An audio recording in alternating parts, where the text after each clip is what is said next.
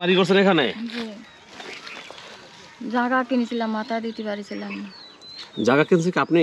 জি আপনার টাকা দিয়ে কিনছেন? জি তা জমিটাও আপনার নামে আছে এখনো? আমার নামে আছে এখন। আর এই ঘর টর তুলছে পাকা করছেন কি আপনার টাকায় সব? না, আমার ছেলে ওই যে গরু পুষেছি, ও ছেলেও কষ্ট করেছে, আমিও কষ্ট করেছি, বিটার বউ কষ্ট করেছে, সবাই মিলিয়ে টিলিয়ে তাই ঘর ঠিক দিলেন। ঘরের পিছনে কত টাকা লাগে জানেন না? অনেকটা কেমন এই খরচ যে হচ্ছে তখন? এই 4 মাস আগে 1,10,000 টাকা খরচ করেছি। 4 মাস এই যে আগে? এই পাকা করেছে ও মাঝে। আচ্ছা। আর মানে ওই এটা যে বিয়ের আগে? এই পার্টিশন এই দিয়েছে সজীব এই ছেলের ছেলের বিয়ের আগে বিয়ের না? মধ্যে। বিয়ের আগে? না, বিয়ের মধ্যে। বিয়ের সময় এই কাজ করাইছেন? হ্যাঁ, মানে যে আসিয়ার বিটার বোর্ডে আসে। আসিয়ার বোনের বিয়ের সময় জি তখন করিয়েছেন? জি এই 4 মাস করে। 4 মাস হলো? জি গরু ছিল, সেই গরু বিক্রি করে পার্টিশন দিয়েছে। এই পিলাস্টার আমি লাস্টার করেছি, এই ঘর পাকা করেছে। তাছাড়া আর কি কি করবো? কিন্তু সব কিছু শেষ হয়ে গেল এখন। সব শেষ হয়ে গেল। আমি কাজ করেছি মনে করেন ডালের মিলিতে শুরু করে জি। ধানের মিলি, হলদির মিলি, হুম। ডালের মিলি, এই বিটের সার, তারপরে ওই বন্য তুল দিয়ে আর মাগরো টাউন দিয়ে কাজ করেছি, মেসে রান্না করেছি, বাসায় কাজ করেছি করে, তাই কষ্ট করে আমি মনিকে নিয়ে জড়াই গড়াই ছিলাম, এই জায়গা করেছিলাম। জি এখন এই ছেলে আপনার মানে এই সমস্ত কষ্টের কারণ হয়ে দাঁড়াইলো। কারণ হয়ে দাঁড়াইলো। একটু ধরেছিলাম কুল এই শেষ বয়সে কই যাবেন, কার কাছে যাবেন, কিভাবে খাবেন চলবেন? আল্লাহ তাআলা ব্যবস্থা করবে। বিপদ দেয় আল্লাহ তাআলা, আল্লাহ তাআলা ব্যবস্থা করবে। আল্লাহর কাছে দিয়েছি বাবা, যে আল্লাহ তুমি আমার যে বিবাদ দিয়েছো, আল্লাহ তুমি সেই বিবাদেতে আমারে মুক্তি দিও।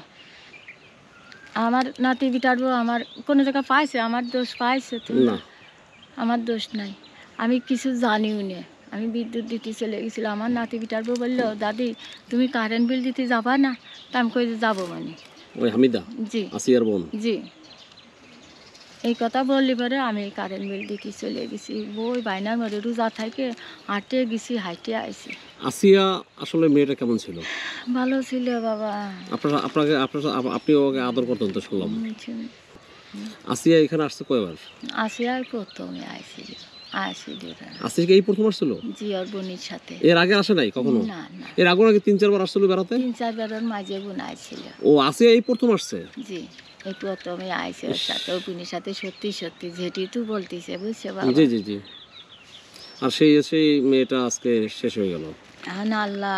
হামিদা কেমন? আসিয়ার বোন কেমন? আছে আর বোনটা ভালো আপনার নাতি বউ? ছিল, ভালো। এখন বর্তমানে যে যে যুগ হয়েছে, জি। এই যুগেতে অনেক খারাপ শোনা যাচ্ছে বাবা। আচ্ছা। তাছাড়া বাবা আমি আর কিছুই বলতে পারতেছি না, আমার এখন মনে হয় মাথা ঘুরতেছে। আচ্ছা, তো এই বাড়ি করার জন্য কেউ আপনাকে আসলে এখন কেউ কিছু বলে নাই, তাই না? এখন কেউ কিছু বলে নাই? না, নিউজ এখনো আমি পাইনি। তাহলে যে নিউজগুলো মানুষ বলতেছে এগুলো মিথ্যে। অনেকে শুনছি অভিনেতা ডিপজল আপনাদেরকে সাহায্য দেবে, ঘর করে দেবে, এবং বিভিন্ন সামাজিক সংগঠন আপনাদের পাশে দাঁড়িয়েছে, আপনার পাশে দাঁড়িয়েছে, আপনার ঘর নির্মাণ করে দেবে। এগুলো কি মিথ্যে? এগুলো আমার কাছে এখনো আসেনি। ও তাহলে আমার কাছে যদি না আসে আমি মিথ্যে কথা বলবো কি জন্য বলো?